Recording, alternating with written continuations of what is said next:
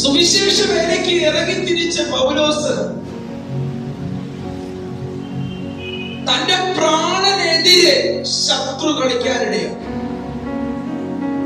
തന്റെ ആയുസ്സിനെതിരെ. കാരണം നീ ഇനി ജീവിച്ചിരിക്കണ്ട, നീ ഈ നാമം ധരിച്ചു മുന്നോട്ട് പോകണ്ട, ഈ നാമത്തിന് വേണ്ടി നീ നിൽക്കണ്ട. ഞാൻ പറയുന്നത് മനസ്സിലാകുന്നുണ്ടോ? നമ്മൾ കർത്താവിനെ അറിയേണ്ടതുപോലെ അറിയാൻ ശ്രമിച്ചപ്പോൾ, കർത്താവ് നമ്മെ സ്നേഹിക്കാൻ തുടങ്ങിയപ്പോൾ, അന്ന് വരെ നമുക്ക് അനുകൂലമായി നിന്നവർ നമുക്ക് പ്രതികൂലമായി തീർന്നില്ലേ?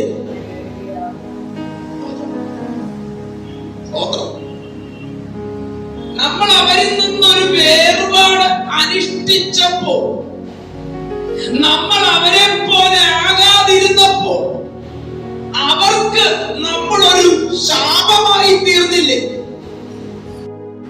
സ്തോത്രം. നമ്മൾ പ്രാർത്ഥിച്ചതുകൊണ്ടാണോ നമ്മൾ നിൽക്കുന്നത്? നമ്മൾ പ്രാർത്ഥിച്ചതുകൊണ്ടാണോ ദൈവം നമ്മളെ നിർത്തിയിരിക്കുന്നത്? അല്ലെന്നേ. ദൈവത്തിന്റെ വിശ്വസ്തതയാ. എത്രയോ വട്ടം നമ്മുടെ വീട്ടിനകത്തും മരണം കടന്നു വന്നു. എത്രയോ വട്ടം നമ്മുടെ വീടിനകത്തെ സമാധാനം കളയാൻ വേണ്ടി ശത്രു എഴുന്നേറ്റ് വന്നു. ഒന്നുകൂടി ആഴമായി പറഞ്ഞ നിന്റെ പ്രാണനെ, നിന്റെ ജീവനെ എത്ര വട്ടം പിശാച് അധികാരത്തോടെ അവകാശം പറഞ്ഞു. പണ്ടുള്ളവർ പറഞ്ഞേ, കണ്ണീ കൊള്ളേണ്ടത് പൊരുകത്തു കൊണ്ടങ്ങ്. അത് നമ്മുടെ മിടുക്കല്ല കുഞ്ഞേ. സ്തോത്രം, സ്തോത്രം. നമ്മുടെ മിടുക്കല്ല, അത് ദൈവത്തിന്റെ കരുതലാണ്. ക്രിസ്തുവിന്റെ പ്രാണനെ ആർക്ക് നൽകി? എനിക്ക് നൽകി. നമ്മെ ഓരോരുത്തരെയും ദൈവം വീണ്ടെടുത്തത് തന്റെ പുത്രന്റെ പ്രാണനെ കൊടുത്തിട്ട് മറുവില കൊടുത്തു. പൗലോസ് എന്തോ പറഞ്ഞത്? ഞാൻ എന്റെ പ്രാണനെ വിലയേറിയതായി എണ്ണുന്നില്ല. എന്തുകൊണ്ടാണ് പൗലോസ് നീ അങ്ങനെ പറഞ്ഞത്? ദൈവത്തെ അറിയേണ്ടതുപോലെ അറിയാതിരുന്ന ഒരു കാലഘട്ടം, ന്യായപ്രമാണത്തിന് വേണ്ടി നിന്ന ഒരു കാലഘട്ടം, ക്രിസ്തു ആരെന്നറിയാൻ പറ്റാതിരുന്ന ഒരു കാലഘട്ടം, ആ കാലഘട്ടത്തിനകത്ത് ഒരു അടിമയായി സ്വാതന്ത്ര്യമില്ലാതിരുന്ന ഒരു കാലഘട്ടം, ദൈവം ആരാണ്, സത്യം ഏതാണ് എന്ന് തിരിച്ചറിയാൻ കഴിയാതെ ദൈവത്തെ ആരാധിച്ച ജനത്തിന് മുമ്പിൽ ഒരു കൊലയാളിയായി ഇറങ്ങി പുറപ്പെട്ട ഒരു കാലഘട്ടം. ഒന്നുകൂടി പറഞ്ഞാൽ ദൈവത്തിന് ശത്രുവായിരുന്നവർ. പൗലോസ് ആരായിരുന്നു? ശൗലാരായിരുന്നു? ദൈവത്തിന് ശത്രുവായിരുന്നു. ഒരു ദൂത് ഞാൻ പറയാം, പലപ്പോഴും നാമും അങ്ങനെയല്ലായിരുന്നു. സ്തോത്രം, സ്തോത്രം. ഇന്ന് നാം കാണുന്ന ഈ സൗഭാഗ്യങ്ങൾ, ഇന്ന് നാം വിളിക്കുന്ന ഈ വിളിക്ക് കേൾക്കാൻ ഒരു ദൈവമുണ്ടോ? ഇന്ന് നീ കരയുമ്പോൾ നിന്റെ കണ്ണുനീരിനൊരു മറുപടി ഉണ്ടോ? ഒന്നുകൂടി ആഴമായി പറഞ്ഞാൽ, ശത്രുവായിരുന്ന നിന്നെ അവൻ ചേർത്തു പിടിച്ചു. അങ്ങനെയല്ലേ കാര്യം? അങ്ങനെയല്ലേ കാര്യം? സ്വന്തം ക്രിസ്തുവിൽ നിന്ന് ലഭിച്ചതല്ലേ മക്കളെ ഈ സന്തോഷം? ക്രിസ്തുവിൽ നിന്ന് ലഭിച്ചതല്ലേ ഈ സന്തോഷവും സമാധാനവും? ക്രിസ്തുവിനെ അറിഞ്ഞതിന് മുമ്പേ നിന്റെ ജീവിതത്തിനകത്ത് എന്താ ഉണ്ടായിരുന്നത്? ഇന്ന് നിന്റെ പ്രാണനെതിരെ ശത്രു പോരാടും. ഇന്ന് നിന്റെ പ്രാണനെതിരെ, നിന്റെ ജീവനെതിരെ,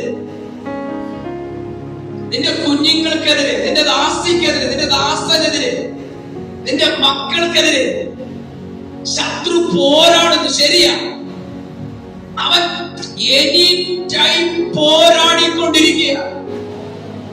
പക്ഷെ ശത്രുവിന്റെ ഉഗ്രകോപത്തിനകത്ത് നിന്നെ വിട്ടുകൊടുക്കുന്നുണ്ടോ ദൈവം? നമ്മൾ അവിടെയാ ചിന്തിക്കേണ്ടത്. ശത്രു ആഗ്രഹിക്കുന്നത് പോലെ വിട്ടുകൊടുക്കാതിരിക്കുന്നെങ്കിൽ ശ്രദ്ധിച്ച്, അവൻ നിന്റെ പ്രാണൻ വിലയേറിയ. നിങ്ങളെ നശിപ്പിച്ച് കളയാനല്ല ദൈവം നിങ്ങളെ തെരഞ്ഞെടുത്തത്. ഞാൻ പറയുന്ന മനസ്സിലാകുന്നുണ്ടോ? നിങ്ങളെ നശിപ്പിച്ച് കളയാനല്ല. മക്കളെ ശ്രദ്ധിക്ക്, നിങ്ങൾ നിത്യതയിൽ എത്തിച്ചേരണം.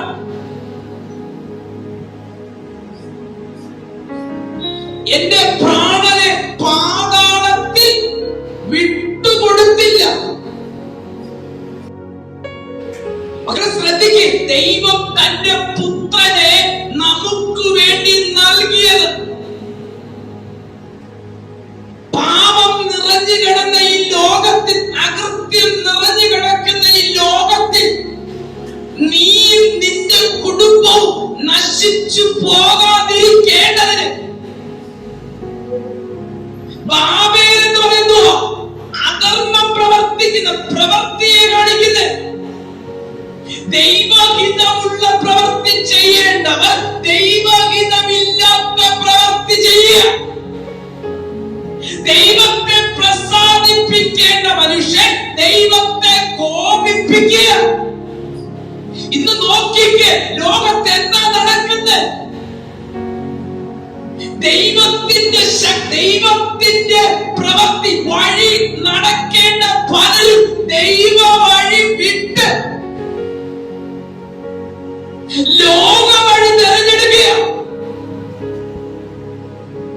ആത്മാവിന് വിധേയപ്പെട്ട് നിൽക്കേണ്ട മനുഷ്യൻ, ആത്മാവിനെ അനുസരിക്കേണ്ട മനുഷ്യൻ, ദൈവം എന്നെ കാണുന്നുണ്ട് എന്ന ഒരു ബോധം പോലും ഇല്ലാതെ ദൈവത്തിന് എതിരായി. സ്തോത്രം, സ്തോത്രം, സ്തോത്രം. ദൈവത്തെ അറിയാം അവർക്ക്. എന്നാൽ ദൈവത്തെ അറിഞ്ഞിട്ടും ദൈവത്തിന്റെ വഴി നടക്കാതെ ദൈവം വെറുക്കുന്ന പാപലഹരി അകൃത്യത്തിൽ അടിമയായി ലക്ഷ്യം തെറ്റി നടക്കുന്ന ഒരു കൂട്ടത്തെ ഈ ലോകത്തിൽ കാണാം. Praise the Lord, praise the Lord. ദൈവം നിന്നെ വിളിച്ചത്, ദൈവം നിന്നെ തിരഞ്ഞെടുത്തത് അകൃത്യത്തിൽ നീ നശിക്കാനല്ല, പാപത്തിൽ നീ വീണ്ടും അടിമയായി തീരാനല്ല, അഥമ പാതാളത്തിലേക്ക് നീ തള്ളപ്പെട്ടു പോകാനല്ല. സ്തോത്രം, സ്തോത്രം. ഒന്നുകൂടി ആഴമായി പറഞ്ഞ, തന്റെ തേജസ്സിലിരുന്ന, തന്റെ മാറിലിരുന്ന പുത്രനെ പാപത്തിന്റെ പടകുഴിയിൽ കിടക്കുന്ന നമുക്ക് വേണ്ടി, എനിക്ക് വേണ്ടി, എന്നെ സ്നേഹിച്ച് എന്റെ പാപങ്ങൾക്ക് വേണ്ടി മറുവില കൊടുത്തവനാ ദൈവം തന്റെ പുത്രനായ യേശുവിനെ. പൗലോസ് പറയുന്നു, ഞാൻ എന്റെ പ്രാണനെ വിലയേറിയതായി എണ്ണുന്നില്ല എന്ന് പറയുന്നതിന്റെ പൊരുളെന്ന് പറഞ്ഞാൽ, ദൈവഹിതമില്ലാത്ത ഒരു കാര്യം, ദൈവം വെറുക്കുന്ന ഒരു പ്രവൃത്തി, ദൈവം വെറുക്കുന്ന ഒരു വാക്കും ചിന്തകളും എനിക്ക് വേണം. എന്നെ വീണ്ടെടുത്ത ദൈവം എന്നെ വിട്ടുപോകാതിരിക്കേണ്ടതിന് ഞാൻ ആ ദൈവത്തോട് ചേർന്ന് നടന്നു. സ്തോത്രം. ഒന്നുകൂടി ആഴമായി പറഞ്ഞാൽ, ക്രിസ്തുവിന് വേണ്ടി മരിക്കാൻ, യേശുവിന് വേണ്ടി മരിക്കാൻ, യേശുവിന് വേണ്ടി നിന്ന സഹിച്ചു, യേശുവിന് വേണ്ടി അപമാനമേറ്റു, യേശുവിന് വേണ്ടി കഷ്ടതയേറ്റു, കല്ലേർ സഹിച്ചു. അതുകൊണ്ടാണ് പൗലോസ് പറഞ്ഞത്, ദൈവഹിതമുള്ളത് മതി. യഹൂദന്മാരെ പോലെ യവനന്മാരെ പോലെ പൗലോസ് തീരുമാനിച്ചെങ്കിൽ അവര് നടന്ന ന്യായപ്രമാണ പ്രകാരം പൗലോസ് നടന്നെങ്കിൽ ഈ കല്ലേർ എന്തിനു സഹിക്കണം? നിങ്ങൾ പടങ്ങിയോ? അപ്പൊ പൗലോസ് പൗലോസിന്റെ അകത്ത് എന്തുണ്ടായിരുന്നു? ഒരു പ്രമാണം ഉണ്ടായിരുന്നു. ദൈവം തന്നോട് കൽപ്പിച്ച ആത്മാവിന്റെ ഒരു പ്രമാണം അനുസരിച്ച പൗലോസ് യാത്ര ചെയ്തു. ഒന്ന് ശ്രദ്ധിച്ച് വായിക്കാൻ മനസ്സിലായി. അന്തോക്യയിൽ നിന്നും ഇക്കോനോയിൽ നിന്നും യഹൂദന്മാർ വന്നുകൂടി പുരുഷാരത്തെ വശത്താക്കി. പൗലോസ് സത്യം പ്രസംഗിച്ചു. പൗലോസ് എന്തോ പ്രസംഗിച്ച് അതിന്റെ 22ാമത്തെ വാക്യം വായിച്ചേ. വിശ്വാസത്തിൽ ഒന്ന് വായിച്ചേ. എന്തോന്നാ പറഞ്ഞേ? മതി മതി. പൗലോസ് എന്തോ പ്രസംഗിച്ചേ? ഇന്ന് രാവിലെ വിജയ് പാസ്റ്റർ അടുത്ത് വരണ്ടായിരുന്നു, ഉറക്കം വരുന്നു, ക്ഷീണം വരുന്നു. ഞാൻ എന്തോ പ്രസംഗിക്കുന്നേ? മക്കളെ, വിശ്വാസത്തിൽ നിന്റെ വിശ്വാസം പോകരുന്ന ഈ പറഞ്ഞു വരുന്നതിന്റെ പൊരുള്. വിശ്വാസം നഷ്ടപ്പെട്ടവരുടെ ഇടയില്ല. വിശ്വാസ മാർഗം ശക്തിയോടെ പ്രസംഗിച്ചും ആരാധിച്ചും അതിന്റെ പുറകിൽ നടന്ന പലരും ഇന്ന് വിശ്വാസം വിട്ടുപോയി കിടക്കുക. അവരുടെ ഇടയിലാണ് നിങ്ങൾ നിൽക്കുന്നത്. ക്രിസ്തുവിനെ അറിയേണ്ടതുപോലെ അറിഞ്ഞിട്ട് ക്രിസ്തുവിനേക്കാൾ ഉപരി ലോകത്തെ സ്നേഹിച്ചു പോയ പലരും നമ്മുടെ മുമ്പിലുണ്ട്.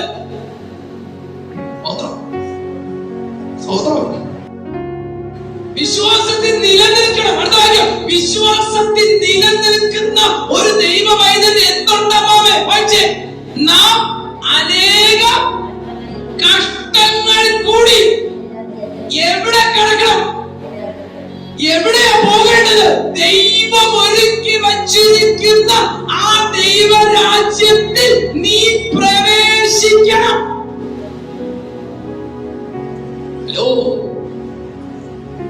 കഷ്ടങ്ങൾ വരുന്നത് എന്തിനാ? കഷ്ടങ്ങൾ വരുമ്പോൾ, പ്രതിസന്ധി വരുമ്പോൾ, പ്രതികൂലം വരുമ്പോൾ ആ പ്രാണൻ എന്ന് നശിച്ചു പോകുമോ? മരണഭയമോ? ഈ കല്ലേറ് സഹിച്ചപ്പോൾ അല്ലേ പൗലോസിനെ കല്ലെറിഞ്ഞു. വായിച്ചോണ്ട് 19ാമത്തെ വാക്യം വായിച്ച്. അന്തോക്യയിൽ നിന്ന് ഇക്കോന്യയിലെ യഹൂദന്മാർ വന്നുകൂടി പുരുഷാരത്തെ വശത്താക്കി പൗലോസിനെ കല്ലെറിഞ്ഞു. അവൻ മരിച്ചു എന്ന് വിചാരിച്ചിട്ട്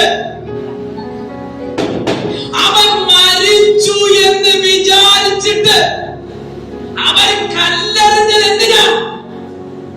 അവന്റെ വിശ്വാസത്തിനെതിരെ കല്ലെറിഞ്ഞു. അവൻ പ്രസംഗിച്ച ക്രിസ്തുവിനെതിരെ കല്ലെറിഞ്ഞു. ഇനി നീ ക്രിസ്തുവിനെ പ്രസംഗിക്കരുത്, ഇനി ഈ ദൈവരാജ്യം പ്രസംഗിക്കരുത്, ഇനി ഈ വിശ്വാസമാണ് നീ പ്രസംഗിക്കരുത്. കഷ്ടത വരുന്നത് ആ കഷ്ടതയ്ക്കകത്ത് നിന്നെ ജയിപ്പിക്കാനാ. പൗലോസ് പറയുക, ഞാൻ എന്റെ പ്രാണനെ വിലയേറിയതായിട്ട് കാണുന്നില്ല. കല്ലെറിഞ്ഞിട്ടും പൗലോസിനെ ജയിക്കാൻ കഴിഞ്ഞിട്ടില്ല. മരണത്തിന് മരിച്ചെന്ന് വിചാരിച്ചിട്ട് മരിക്കണമോ വേണ്ടയോ എന്ന് തീരുമാനിക്കുന്നത് സ്വർഗമാണ്. അവന്റെ പ്രാണനെ തൊടണമെങ്കിൽ, അവന്റെ വിശ്വാസത്തെ തൊടണമെങ്കിൽ, അവന്റെ ജീവിതത്തെ തൊടണമെങ്കിൽ, അവന്റെ പ്രത്യാശയെ തൊടണമെങ്കിൽ ആ സ്വർഗം വിചാരിക്കണം. അവൻ പ്രസംഗിച്ച ക്രിസ്തുവിനെ അവനിൽ നിന്നും മാറ്റണമെങ്കിൽ അത് സ്വർഗം വിചാരിക്കണം. സ്തോത്രം പറഞ്ഞേ. അതിനകത്തൊരു ദൂത് പറയാ, നിന്റെ വിശ്വാസം പൊയ്പോകാതിരിക്കണമെങ്കിൽ ആ ക്രിസ്തുവിനെ നീ ചേർത്ത് പിടിക്കണം. ക്രിസ്തുവിനേക്കാൾ ഉപരി നിന്റെ പ്രാണനെ, നിന്നെ തന്നെ നീ സ്നേഹിക്കരുത്. കഷ്ടത വരുമ്പോ ഇട്ടിട്ടു പോകാനല്ല ദൈവം നിന്നെ വിളിച്ചത്. ഒരു സ്വന്തം പറഞ്ഞ നാം അനേക കഷ്ടങ്ങളിൽ കൂടി ആ കഷ്ടത നിന്നെ എവിടെ കൊണ്ടെത്തിക്കും? പ്രതികൂലം കണ്ടിട്ട് പുറകിലേക്ക് പോകരുത്, പ്രതിസന്ധി കണ്ടിട്ട് പുറകിലേക്ക് പോകരുത്. അവിടെ വെച്ച് പറയണം, ഈ പ്രതികൂലത്തിനകത്ത് ഞാനൊരു നാഥനെ കണ്ടു, ഈ പ്രതിസന്ധിക്കകത്ത് ഞാൻ എന്റെ ദൈവത്തിന്റെ മഹത്വം കണ്ടു. എന്റെ കുഞ്ഞേ, ഈ പ്രതികൂലം വന്നത് ഞാൻ അറിഞ്ഞില്ലെങ്കിലും അറിയേണ്ട എന്റെ ദൈവം അറിഞ്ഞിട്ടുണ്ട്. ഈ കഷ്ടത വന്നത് എന്റെ വിശ്വാസത്തെ ചോദ്യം ചെയ്യാനാ.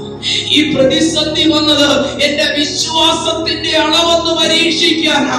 ഈ പ്രതിസന്ധി, പ്രതികൂല ശത്രു കൊണ്ടുവന്നത് ഈ വിശ്വാസത്തിൽ ഞാൻ നിൽക്കുമോ ഇല്ലയോ എന്ന് അറിയാനാ. പക്ഷെ അവിടെ വെച്ച് പറയണോ, ഈ കഷ്ടത എന്നെ ജയിക്കില്ല. അടിച്ചെന്ന് കഴിഞ്ഞിട്ട് പട്ടണത്തിന്റെ പുറത്തേക്ക് പൗലോസിനെ വലിച്ചെറിഞ്ഞു. അതിന്റെ അടുത്ത വാക്ക് എനിക്ക് ഇഷ്ടപ്പെട്ടത്, എന്നാൽ ശിഷ്യന്മാർ അവനെ പറ്റി നിർത്തി അവൻ എഴുന്നേറ്റ് നിന്നു. അവന്റെ ഉള്ളിലിരുന്ന വിശ്വാസത്തിനെതിരെ അവരെ കല്ലെറിയാൻ പറ്റിയിട്ടില്ല കേട്ടോ. അവന്റെ കല്ലേറ് മുഴുവനും അവന്റെ ശരീരത്തിലേറ്റപ്പോൾ അവന്റെ അകത്ത് കിടന്ന ജീവൻ ക്രിസ്തു, ആ ക്രിസ്തുവിനെതിരെ എറിയാൻ അവർക്ക് കഴിഞ്ഞില്ല. സ്തോത്രം പറഞ്ഞേ, സ്തോത്രം പറഞ്ഞേ. അവർക്ക് വീണ്ടും വായിച്ചാട്ടെ 20-ാമത്തെ വാക്യം, എന്നാൽ ശിഷ്യന്മാർ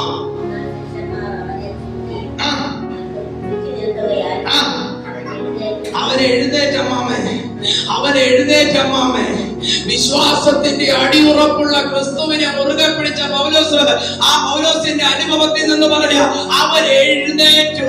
പലരും വിചാരിച്ചത് ഇവൻ മരിച്ചെന്ന, പലരും വിചാരിച്ചത് ഇവൻ തീർന്നെന്ന, പലരും വിചാരിച്ചത് ഇവന്റെ ശുശ്രൂഷ അവസാനിച്ചെന്ന, പലരും വിചാരിച്ചത് ഇവന്റെ ജീവിതം തീർന്നെന്ന. ഇന്ന് പകൽക്കാലം ഒരു ദൂത് പറയാം, പലതും നിന്നെ കുറിച്ച് പലരും പലതും ചിന്തിക്കൂ, പക്ഷെ അതിനകത്തൊരു മഹത്വമുണ്ട്. സ്തോത്രം, സ്തോത്രം പറഞ്ഞേ, സ്തോത്രം പറഞ്ഞേ. അവരുടെ ഇടയിൽ എഴുന്നേറ്റ് നിൽക്കാനിടയായി. ശത്രു നിന്നെ തളർത്താൻ നോക്കി, ശത്രു നിന്നെ നശിപ്പിക്കാൻ നോക്കി, ശത്രു നിന്നെ കിടത്തിക്കളയാൻ നോക്കി, ശത്രു നിന്നെ മരണത്തിലേക്ക് വലിച്ചു കൊണ്ടുപോകാൻ നോക്കി. ആഴമായ ഒരു ദൂത് പറയട്ടെ, ശത്രു വിചാരിച്ചതുപോലെ ശത്രുവിന്റെ ഇഷ്ടത്തിന് ഏൽപ്പിച്ചു കൊടുക്കാതെ ശത്രുവിന്റെ മുമ്പിൽ നിന്നെ എഴുന്നേൽപ്പിച്ച് നിർത്തിയ ദൈവം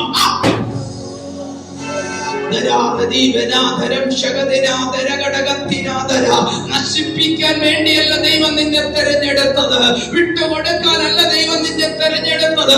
ഏത് പ്രതിസന്ധി വന്നാലും എന്റെ വിശ്വാസത്തിന്റെ മേൽ പ്രവർത്തിക്കുന്ന ഒരു ദൈവം എനിക്കുണ്ട്.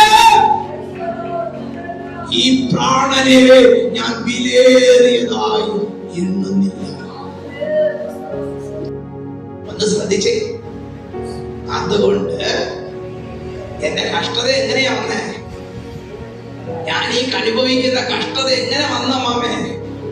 അത് ദൈവത്തിന്റെ ഇഷ്ടപ്രകാരമാണ്. ഹലോ, ആ കഷ്ടത വന്നത് എന്തിനാ? നിന്റെ പ്രാണനെ തൊടാനാ, നിന്റെ വിശ്വാസത്തെ തൊടാനാ. പക്ഷെ തമ്പുരാൻ പറഞ്ഞ വാക്യം എങ്ങനെയാ? ആ കഷ്ടത ദൈവ ഇഷ്ടപ്രകാരം. എന്നുകൂടി ആഴമായി പറഞ്ഞ ആ വേദന ദൈവം അനുഭവിച്ചിട്ട് അതിന്റെ തേടി വന്നത്. പിടി കിട്ടിയോ? പിടി കിട്ടിയോ? വീണ്ടും വായിച്ചിട്ട വാക്യം. അതുകൊണ്ട്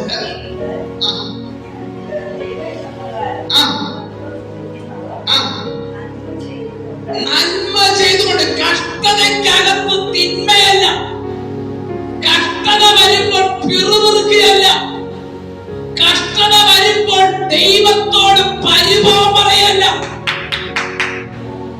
കഷ്ടത വരുമ്പോൾ നിന്റെ ക്രിസ്തീയ ജീവിതം അടച്ചു വയ്ക്കാനല്ല, കഷ്ടത വരുമ്പോൾ, പ്രതിസന്ധി വരുമ്പോൾ ക്രിസ്തുവിനെ വിട്ടുമാറാനല്ല. ആ കഷ്ടതയ്ക്കകത്ത് നീ നന്മ ചെയ്യണം, ആ കഷ്ടതയ്ക്കകത്ത് നീ ദൈവത്തെ സ്തുതിക്കണം, ആ കഷ്ടതയ്ക്കകത്ത് ദൈവ ഇഷ്ടം നീ കാണണം. എന്റെ ഈ പ്രതികൂലം എങ്ങനെ വന്നതാ? അത് ദൈവ ഇഷ്ടമാ. ഈ പ്രതികൂലത്തിനകത്ത് ഞാൻ ഒന്ന് വളരണം, ഈ പ്രതിസന്ധിക്കകത്ത് ഞാൻ ദൈവ ഇഷ്ടം തെളിയിക്കണം. അമ്മാവെ വെറുതെ വന്നതല്ല ആ പ്രതിസന്ധി, ആ കഷ്ടത നിന്നെ തേടി വന്നത്. നീ നിലനിൽക്കുമോ ഇല്ലയോ എന്ന് ദൈവത്തിന് തെളിഞ്ഞു കാണണം. കഷ്ടതയ്ക്കകത്ത് വിറുവിറുക്കാനാണോ? അതിനകത്തൊരു മർമ്മം കിടപ്പുണ്ട്. എത്ര കഷ്ടത വന്നാലും എന്റെ വിഷയത്തെ സൃഷ്ടാവിന്റെ കരങ്ങളിൽ പരമേൽപ്പിച്ചിരിക്കുകയാണ്. വാക്യം. അതുകൊണ്ട് തങ്ങളുടെ പ്രാണനെ വിശ്വസ്തനായ സ്രഷ്ടാവിലേക്ക് പരമേൽപ്പിച്ചിരിക്കുക. മർമ്മം ഇത്രയേ ഉള്ളൂ. എന്റെ പ്രാണന്, എന്റെ ഭാരത്തെ, എന്റെ വേദനയെ, എന്റെ വിഷയത്തെ, എന്റെ ഏത് വലിയ വൻകാര്യമാണെങ്കിലും ആ കഷ്ടതയിൽ അത് തകർന്നു പോകില്ല, ആ കഷ്ടതയിൽ അത് വീണു പോകില്ല. ഞാൻ പരമേൽപ്പിച്ചിരിക്കുന്നത് എന്നെ ഉണ്ടാക്കിയ, എന്നെ സൃഷ്ടിച്ച ആ സൃഷ്ടാവിന്റെ കരത്തിലാണ്. ഞാൻ എന്നെ കൊടുത്തിരിക്കുന്നത് ആരുടെയില്ല. ഞാൻ എന്നെ കൊടുത്തിരിക്കുന്ന ആരുടെ കയ്യില? എന്റെ വിശ്വാസം, എനിക്ക് തന്ന വിശ്വാസം ഞാൻ ആരുടെ കയ്യിൽ ഏൽപ്പിച്ചിരിക്കുന്നത്? എന്റെ ഈ വിഷയത്തെ പരമേൽപ്പിച്ചിരിക്കുന്നത് എന്റെ ദൈവത്തിന്റെ കയ്യിൽ. ഒന്നാമതവൻ പറഞ്ഞു, ഞാൻ എന്റെ പ്രാണനെ വിലയേറിയതായത് എണ്ണുന്നില്ല. രണ്ടാമതവൻ പറഞ്ഞു, എന്റെ ഭാരം, എന്റെ പ്രാണനെ ഞാൻ സൃഷ്ടാവിന്റെ കൈകളിൽ ഏൽപ്പിച്ചു. മൂന്നാമത്തെ ഭാഗമാണ് പറഞ്ഞത്, അവൻ അവരുടെ പ്രാണനെ സ്നേഹിച്ചതും